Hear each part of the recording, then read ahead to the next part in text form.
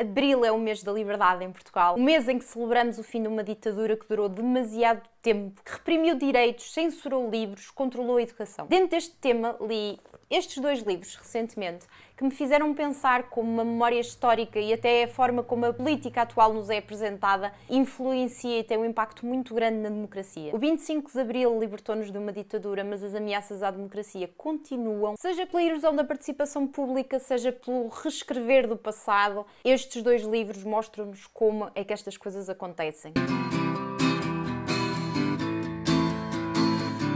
Em primeiro lugar, vou começar com este livro aqui, O Apagar a História.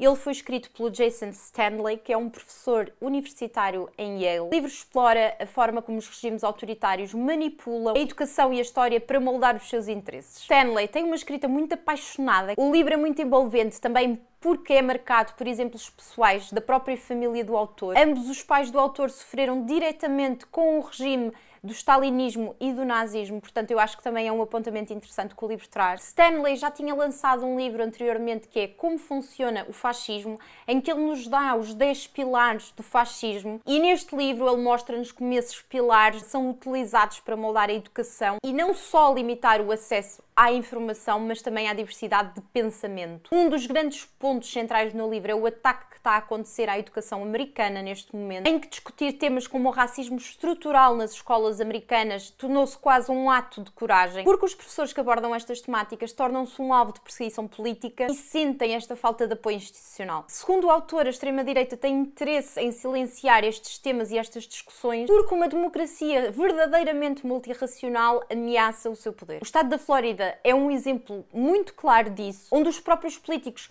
criaram leis para restringir aquilo que os professores podem ou não ensinar. E há 3 anos atrás, em 2022, foram milhares os livros que foram retirados das bibliotecas e até hoje as bibliotecas estão a ser privadas de certos livros. O autor refere também que este apagar a história não é uma coisa exclusiva dos Estados Unidos. A Rússia, por exemplo, faz isto muito bem através dos manuais escolares, principalmente pela forma como retrata a Ucrânia, um povo que para eles não tem identidade, não tem história, desvalorizando completamente a língua e a cultura ucranianas, de alguma forma a validar a invasão dos russos. Na Hungria, o Viktor Orbán substituiu o único prémio literário húngaro da lista da literatura nacional por escritores nacionais de extrema-direita. Isto porque este escritor era judeu. Na Turquia, na Índia, certos períodos históricos que não interessam a quem está no poder foram simplesmente eliminados dos manuais escolares. Isto também acontece em países que foram colonizados. Em países africanos, por exemplo, onde o sistema de ensino ensinava mais sobre as monarquias europeias do que propriamente sobre a história dos locais. O autor aborda ainda a relação entre a educação e o supremacismo nacionalista, onde estes movimentos tentam apagar à força toda os pecados passados da nação. Nos Estados Unidos, por exemplo, há muitos livros que descrevem os escravos como pessoas felizes e fiéis aos seus donos, como se isso fosse uma coisa super leve e divertida, o que é simplesmente aterrador. Em muitos livros passa-se também esta ideia de que os negros são naturalmente corruptos, incapazes de governar, reforçando a ideia de que não são educados para a vida democrática. E isto é utilizado em muitos países, na Índia, na Turquia, em Israel, onde a história é utilizada para sustentar mitos nacionalistas e principalmente para justificar políticas autoritárias. Esta eliminação da história fragiliza os países, tornando-os claramente mais vulneráveis não só à manipulação como ao autoritarismo. O atual vice-presidente americano, J.D. Vance, há uns anos atrás disse que os professores são o inimigo.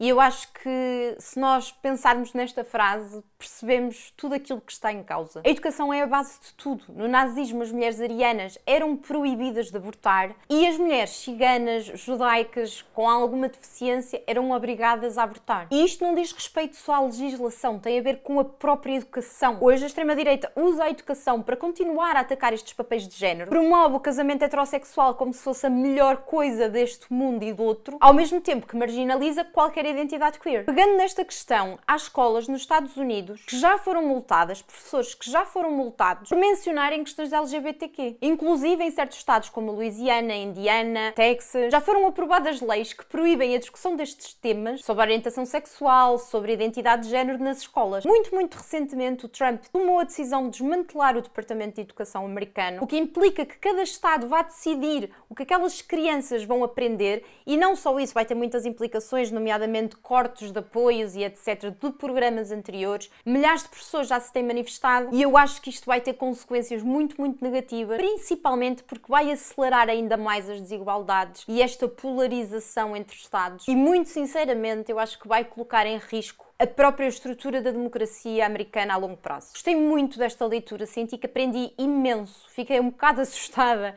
mas foi realmente uma leitura muito importante para mim. Tal como o autor, defendo que numa democracia é importantíssimo nós promovermos uma educação crítica, uma educação inclusiva, que exponha as injustiças do passado para que consigamos reconhecer os padrões autoritários para não cometermos o mesmo erro duas vezes. Não é de facto como se eu já não soubesse, mas foi uma leitura muito importante no sentido de me fazer realmente ganhar esta consciência da arma gigantesca que a educação é, não só como forma de nos libertar, mas que também pode ser utilizada para nos oprimir, e esta sim foi a real surpresa no livro. Foi muito assustador perceber o impacto que a educação pode ter a criar pessoas totalmente ignorantes. E a minha segunda leitura, Os Políticos São Todos Iguais, do jornalista Gustavo Sampaio. O Gustavo Sampaio, diretor adjunto do Polígrafo, trabalhou nas redações do Jornal Económico, do Independente e da revista Sábado, e apesar dele ter já lançado bastantes livros, eu nunca tinha lido nada dele. Vou já começar por dizer que gostei muito da escrita dele, é uma escrita muito acessível, super bem fundamentada e muito imparcial, que também foi uma coisa que eu gostei. E o livro vai analisar como o populismo ganhou uma força gigantesca no cenário político português e vai abordar, como é óbvio, a ascensão gigantesca do Chega e do seu líder André Ventura. Quando o autor começou a escrever este livro, em 2018, Portugal parecia ainda imune a esta onda de populismo que já tinha atacado a Itália, a Hungria, os Estados Unidos, o Brasil, mas infelizmente agora o cenário é outro. O Chega tornou-se a terceira força política portuguesa e conta com 50 deputados no Parlamento, 49 se retirarmos aquele que foi apanhado a roubar malas. Ao longo do livro ele vai desmontar este conceito de populismo, vai-nos mostrar como ele foi usado e abusado por políticos e comentadores. E um dos pontos mais interessantes nesta quase indefinição do conceito é que quem beneficia desta indefinição são os próprios populistas. Acabamos por diluir o verdadeiro significado e, pior, subestimamos o perigo real que ele apresenta. Há muita gente, por exemplo, que confunde populismo com popularidade, que são conceitos muito diferentes. Ele até aqui dá o exemplo do Marcelo Rebelo de Sousa, o nosso presidente, que é um homem, um político super popular, mas que não é populista de todo. O populismo não pode ser só estar perto do povo e ter um discurso acessível. O populismo é, sobretudo, dividir os portugueses entre o povo puro e a elite corrupta. E é esta narrativa que é o combustível para populistas como o André Ventura, como o Bolsonaro, como o Trump. O livro dedica uma parte significativa ao crescimento gigantesco do Chega e da sua figura principal, o André Ventura. O autor analisa a forma como o André Ventura conseguiu utilizar a comunicação social a seu favor e o seu discurso simplista, provocador, repetitivo, realmente conseguiu angariar votos e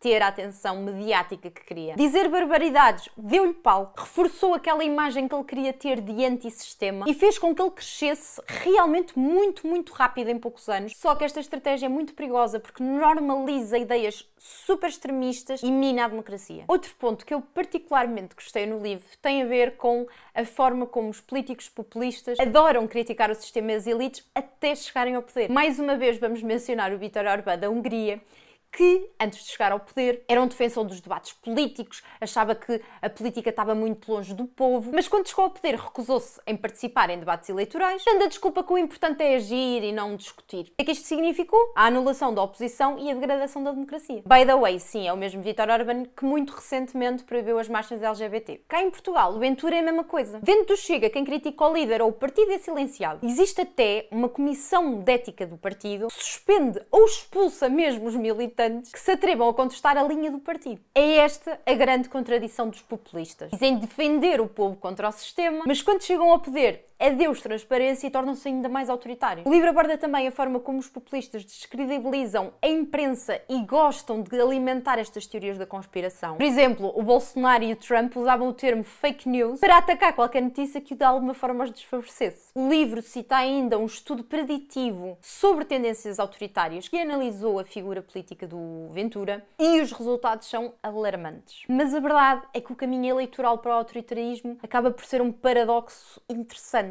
Os assassinos da democracia utilizam a própria democracia para a destruir. Depois de ler este livro, fiquei ainda mais assustada com esta figura que é o André Ventura. Eu tinha noção que ele era um mentiroso e uma pessoa claramente sem escrúpulos, mas a frieza estratégica com que ele manipula o discurso público é sinceramente creepy. O Chega, como muita gente diz, não é de todo um fenómeno passageiro. Subestimá-lo foi o que nos trouxe até aqui. E nós temos que ter em conta que este discurso populista ressoa nas pessoas e é muito, muito perigoso. Para além de descredibilizar a figura de político, abre espaço para estes líderes autoritários que prometem limpar o sistema. Este livro, o Gustavo desmontou esta ideia de que os políticos são todos iguais. De facto, não são. O livro termina ainda com uma reflexão sobre esta necessidade da transparência na política e deste reforço que precisamos de ter nas instituições políticas, principalmente porque está em causa a democracia. A solução não está em rejeitarmos a política, mas em exigirmos transparência, em exigirmos responsabilização e principalmente participação ativa dos cidadãos. Estes dois livros foram muito importantes para reforçar esta ideia que eu já tinha. Cuidar da democracia exige sobretudo educação, memória, participação ativa dos cidadãos e rejeição ao discurso de ódio e de exclusão dos outros. Mais do que nunca precisamos estar atentos aos sinais de alerta e,